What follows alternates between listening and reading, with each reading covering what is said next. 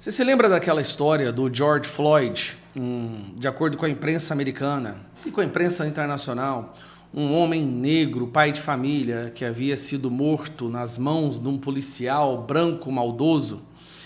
E depois que a imprensa soltou essa matéria, construída dessa forma, houve uma sequência de rebeliões e revolta nos Estados Unidos. Pessoas foram para as ruas, quebraram lojas, botaram fogo em carros, espancaram vários policiais, centenas de policiais foram espancados, pessoas começaram a apanhar nas ruas sem motivo nenhum, a não ser por serem brancas.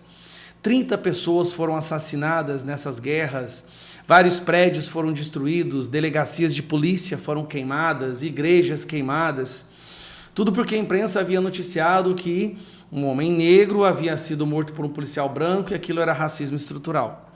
Bom, depois ficou provado que esse homem negro morreu de overdose de fentanil, foi encontrado, depois que a autópsia foi feita. Então, na verdade, ele morreu de overdose, ele tinha várias passagens na polícia, inclusive por espancar e quase matar, acho que a sobrinha ou a irmã dele, aí eu não me lembro agora, mas agressão contra mulheres.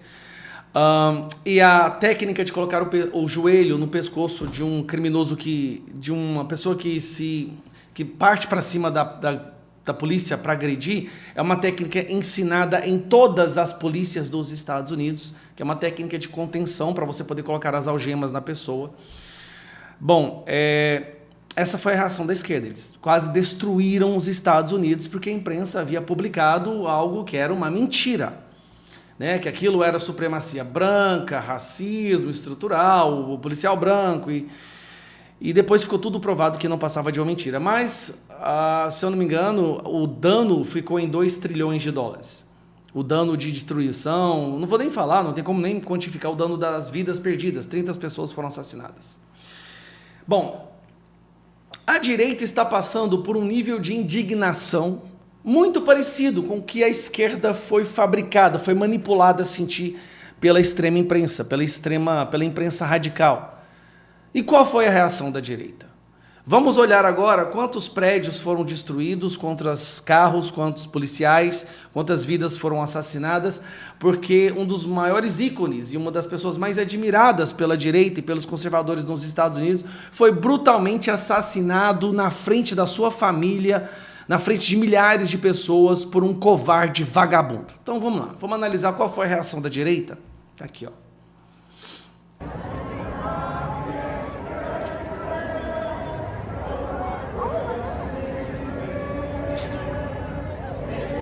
Isso é no Canadá. No Canadá, eles estão, neste momento aí que você está vendo, cantando o hino nacional no Canadá.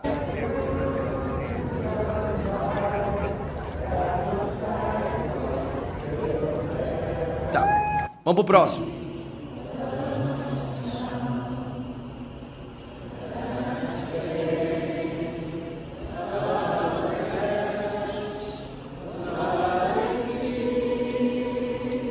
Aqui eles estão cantando Amazing Grace.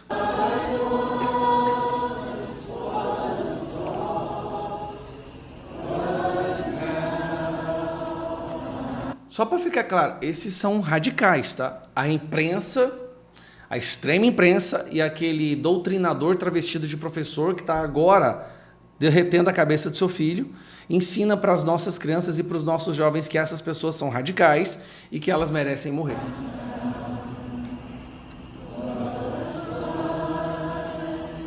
Tem mais. Mas, obviamente, uma clara demonstração de radicalismo perigosíssima para qualquer democracia. Muito radical esse povo.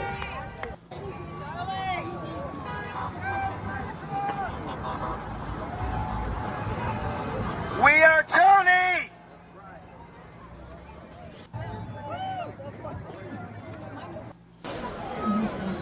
Aqui, na Califórnia, um dos estados mais esquerdistas dos Estados Unidos, eles se encontraram na praia para fazer uma vigília por Charlie Kirk. Realmente, extremamente radical, super extremistas, e qualquer democracia estaria em grave perigo com pessoas como essa.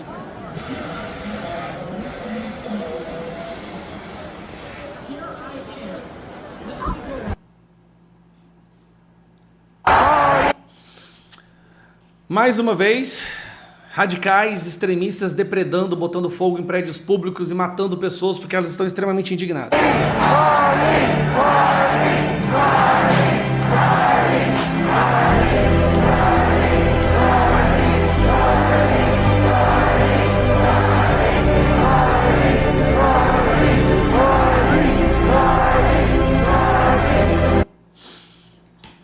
Sabe por que essa é a reação das pessoas? É porque Charlie Kirk dizia que nunca se deve partir para a violência.